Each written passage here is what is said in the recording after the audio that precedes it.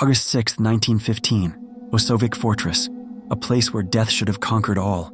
But what the Germans saw that day was something beyond death itself. For months, the Germans had tried to capture Osowiec Fortress, a Russian stronghold deep in Poland. But no matter how many times they attacked, the defenders held their ground. They tried everything: constant artillery barrages, relentless infantry assaults, but the Russians refused to fall. So the Germans turned to something even deadlier: poison gas.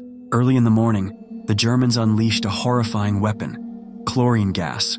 A thick, greenish fog swept over the fortress, filling the lungs of every Russian soldier in its path. Chlorine gas doesn't just suffocate, it melts your lungs from the inside. Hundreds of Russians fell where they stood. The Germans thought the battle was over, but they were wrong.